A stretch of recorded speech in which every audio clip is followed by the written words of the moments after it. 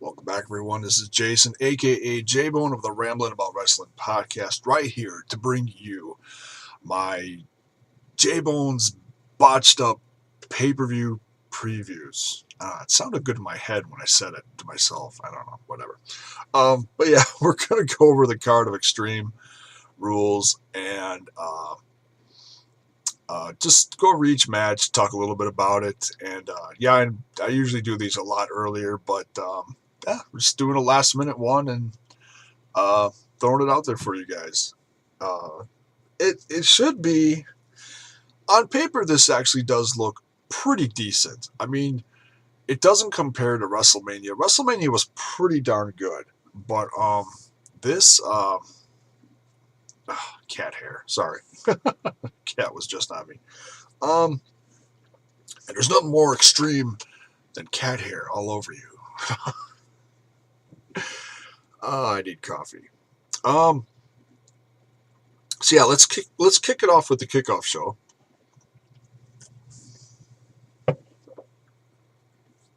The tag team titles. Oh my God, are the tag team titles ever going to get off the pre-show? Probably not. Anyways, especially when they got such a good tag team like Cesaro and Tyson Kidd. And I don't mean that sarcastically. I mean that sincerely. Yeah, they're an odd bunch thrown together, but as far as, wrestling fans liking a real good wrestling team, that's Cesaro and Tyson Kidd. I like them. It was kind of like Team Hell No when they were thrown together. It's actually turned out to be pretty entertaining, pretty fun. Uh, so yeah, the tag team champs, Cesaro and Tyson Kidd versus the New Day. I'm assuming it's going to be Kofi Kingston and Big E with some assistance from Xavier Woods. Now, the IWC should be just like exploding with joy right now because you got what you wanted. The New Day has turned heel. And you may be confused by me saying that, but it may have been too subtle for fans to notice, but that little bit of interference from Xavier Woods as he was, grabbing Sin Cara's legs and wouldn't let him get back into the ring, and he was counted out, which caused the New Day to become the new number one contenders. That's a heel turn, believe it or not. And I think we're going to see a lot more of that and them actually reacting to the crowd as they say, New Day sucks. New Day sucks. I think it was comical how they're actually doing this. They're actually going with it. And kind of like when John Cena reacts to the crowd when he hears the John Cena sex sucks. No one wants to see John Cena sex. Talk about extreme. But yeah, so we got a heel turn out of the New Day. It should be actually entertaining and fun to see where this goes, where they take it. Are they gonna become kind of like how Bo Dallas does his snarky, banter before stuff, or we'll have to wait and see. But nonetheless, it looks like they are going to turn to the dark side. I don't know. Is that? I'm not trying to sound racist when I say that. It's all the Star Wars hype lately. I think I said that on the podcast with the guys, and they were like, "Ooh, you can't say that." Whatever. So, but nonetheless, with that being said, Cesaro and Tyson Kidd, I think they're going to retain, but I think the New Day are going to they're going to do something and they're going to get disqualified, which is going to further push their heel turn into motion. I think that's what's going to happen. So I think, yeah, Cesaro and Tyson Kidd are going to retain. Now on to the main card. I'm going to start off by talking about a match that may not even happen and my thoughts on it. The Intercontinental title match between Daniel Bryan and Bad News Barrett. WWE's been really quiet about this. We've heard some little news blips here and there. I always follow ringsidenews.com because the guy who runs that is pretty legit. He writes his own news. He doesn't make up a lot of stuff. He talks about rumors here and there, but he doesn't make up a lot of crap saying, oh, this is going to happen, like some other news websites just to get readers. Just throwing it out there for you guys. Go check it out.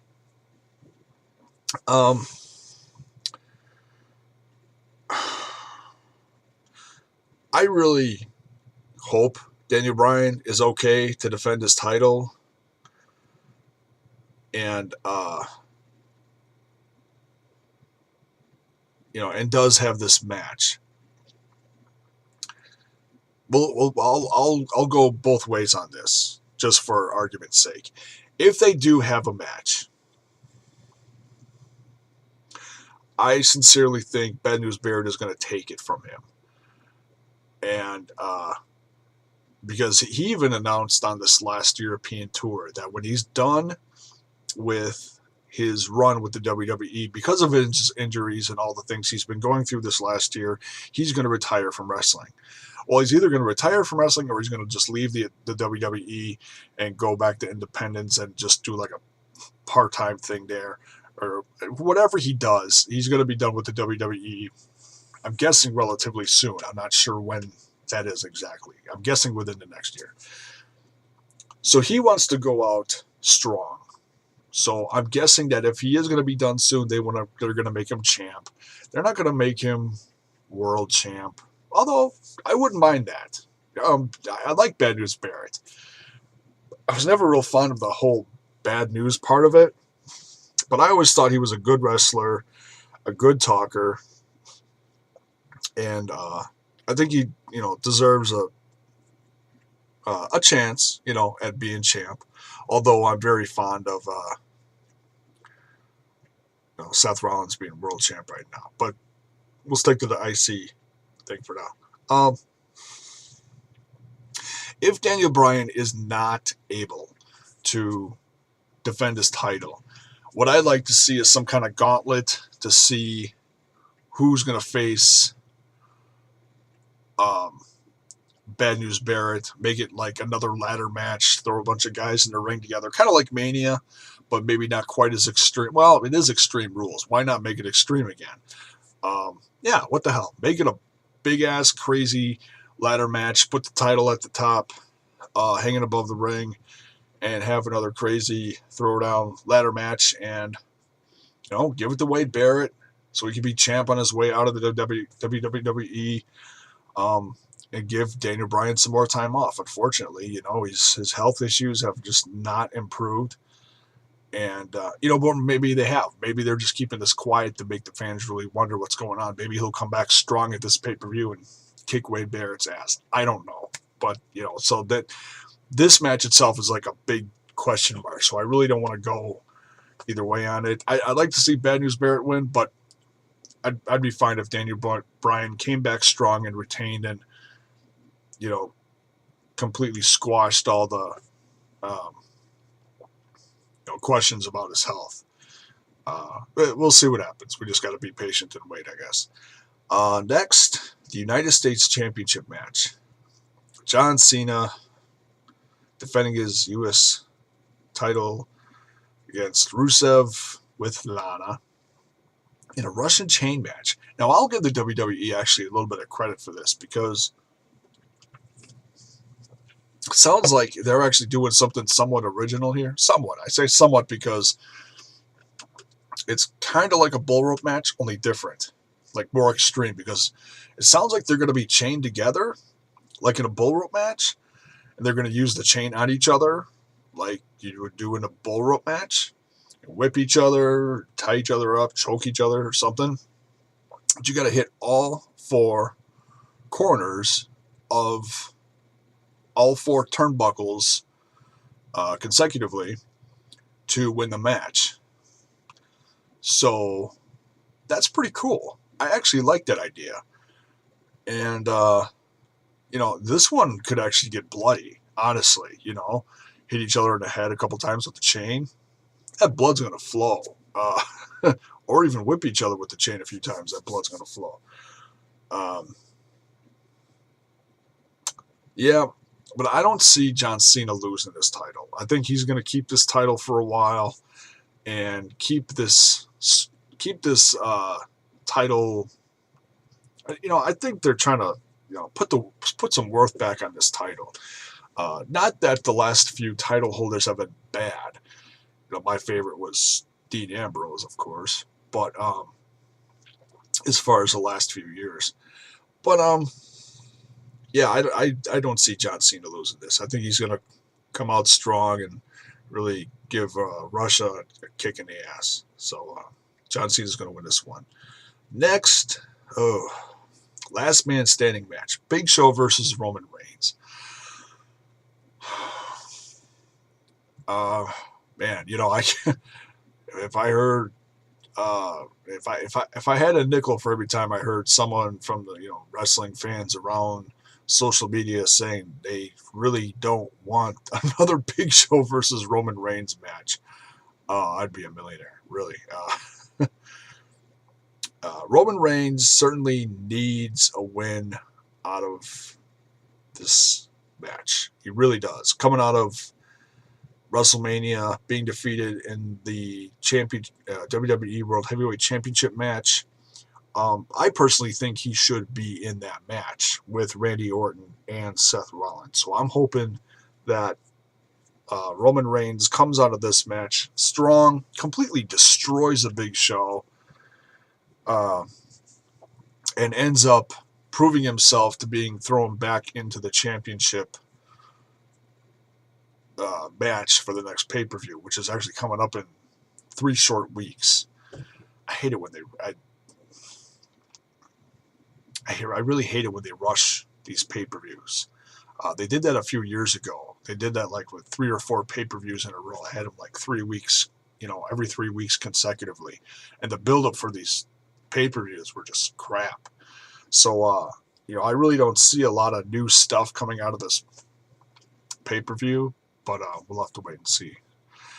But nonetheless, yeah, I hope Roman Reigns destroys Big Show in the last man standing match. Big Show goes away for a while because I'm really not okay. I like the Big Show, but as far as him being this whole bipolar, good guy, bad guy, good guy, bad guy, good guy, bad guy, like every other week, it's getting stupid. Really, it is. It's like bipolar mania. Ooh, yeah,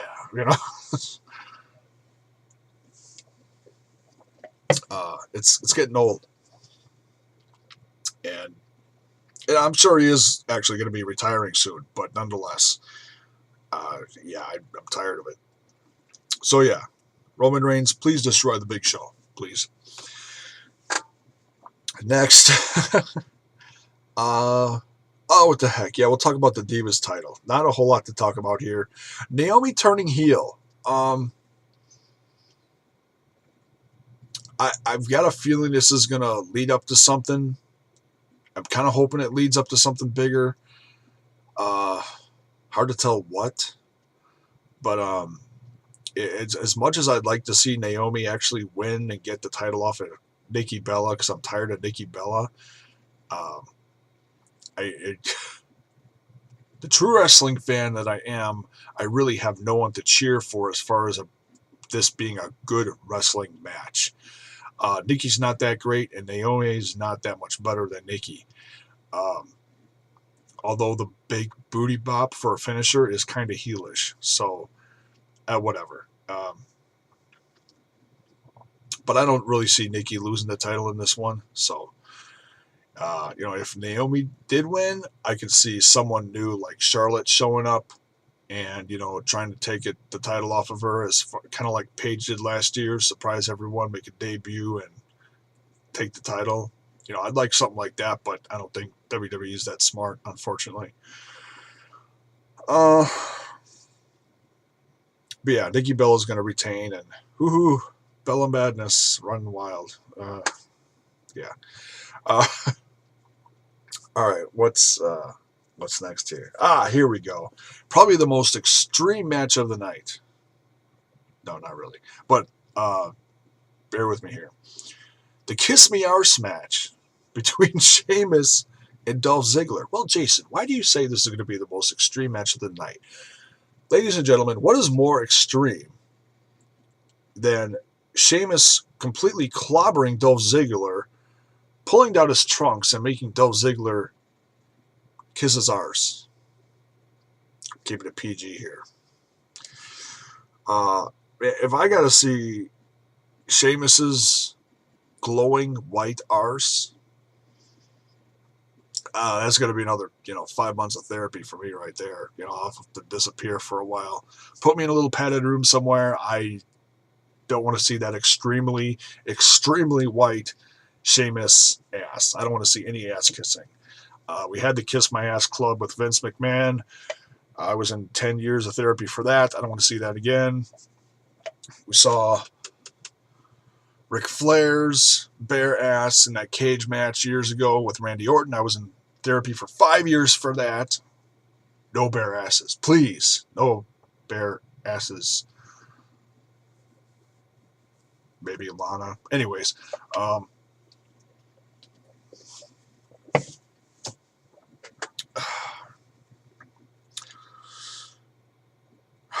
Yeah, I like Sheamus's comeback. I know a lot of people don't. You look stupid. And he's just like, yeah, bring it. I like it. I think this is what they should have done with Sheamus a while ago. He's got that, extreme look, the mohawk. And I actually like the dreads, the whatever, the dingleberries on the beard. I don't know what you call them. The beads on the beard. I don't know. I actually like it. I like the new look. I think it's badass. Kind of like someone out of Mad Max or something, only Celtic style. Yeah, and Dolph Ziggler is the ultimate underdog in this match. And I originally picked Sheamus to win this one. I assumed he was going to win with all this, badassery coming back, clobbering all the underdogs. But you know what? Dolph Ziggler really needs a win here. He hasn't been winning a lot, but he still puts on tremendous matches. So I'm actually picking Dolph Ziggler to win. I'm hoping he wins. Sheamus is probably going to kill him and then bare his white butt, and then I'll probably have to, throw a 2x4 through my television and destroy it. I really don't want that to happen, though. Please don't show Sheamus's ass on this pay-per-view or the night after or any night after that, please. No Kiss My Arse Club. Yeah, Dolph Ziggler, please win so we don't have to see anybody's ass.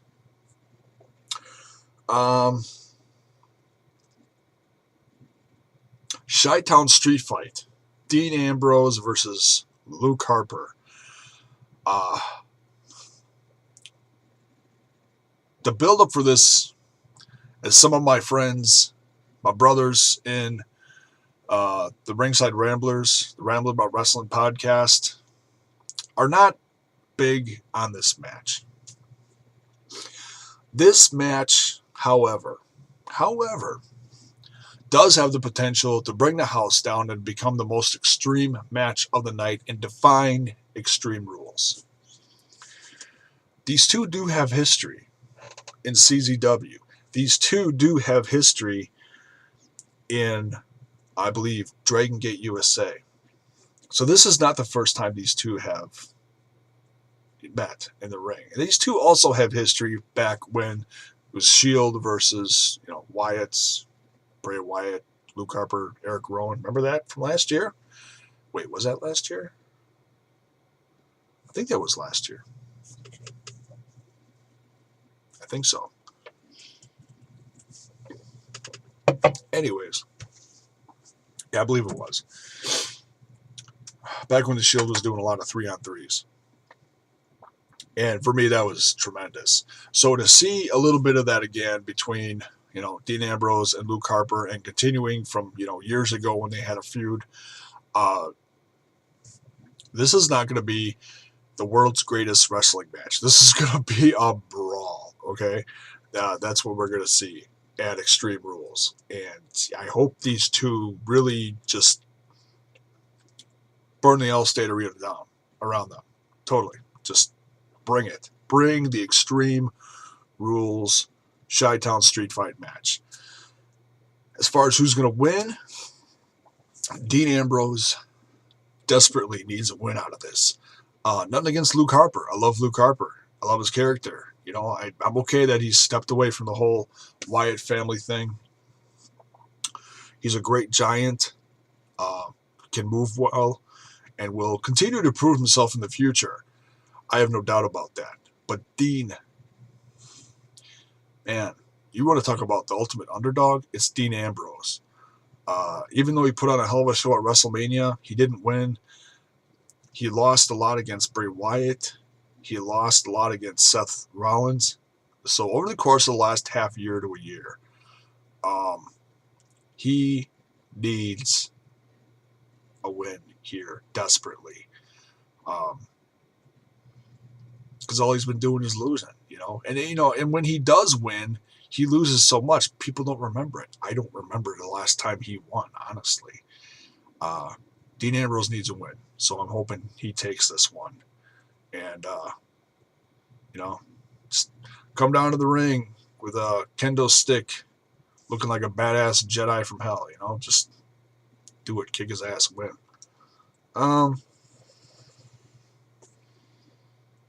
Let's see. Last but certainly not least, Randy Orton. Randy Orton versus the WWE World Heavyweight Champion Seth Rollins in a steel cage with Kane as the gatekeeper.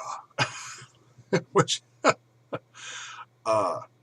goofy little Ghostbusters thing there.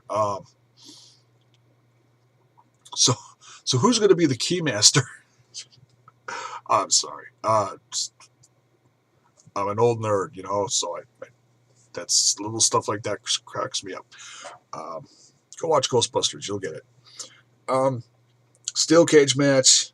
This should be fun. These two do have some decent chemistry. They tore each other up all over Europe. And someone actually recorded footage during one of those matches on their last European tour just last week, or whatever it was. Last week. The match ended where Seth Rollins RKO'd Randy Orton. I'll repeat that. Seth Rollins RKO'd Randy Orton. What would be better, Seth Rollins making the stipulation that Randy Orton is banned from using his own finisher, and then to use the finisher on him to finish him off.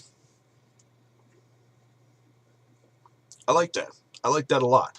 Now, how Kane's going to get involved, I don't know. But there are going to be some shenanigans. J&J Security is going to get involved somehow, some way. And then I'm sure that'll bring a little comedy to the main event, which is fine. Those guys are great to watch because they're, bumbling idiots, always trying to protect the champ or be at his side or whatever, they do what they do. They're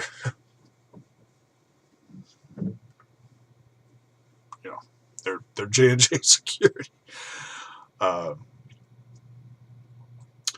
So yeah, I think that's how it's going to end. Seth Rollins is going to retain. And I have a feeling that somehow this is going to build up Kane leaving the Authority somewhere over the course of the next few weeks, few months, whatever. It's going to build up to Kane going back to his own badass self from, the years of old. And I would actually like to see this build up to Kane leaving the Authority and eventually facing Triple H at like SummerSlam. Something classic like that. I think that's what I'd like to see. So that's it for this one. Yeah, Seth Rollins retains. He's going to stay champ. He's going to use RKO on Randy Orton. I'd love to see that. Would you like to see that? Put it in the comments below. Let me know who you think's going to win. And it should be a decent show tonight. We'll have to see what happens. And so, yeah, I don't think there's going to be necessarily any title changes, but it should be an okay show. Obviously not as good as Mania, but as far as, the aftermath of Mania and continuing on, should be okay. Should be decent. So, yeah, let me know. What do you think? And thanks for watching, guys.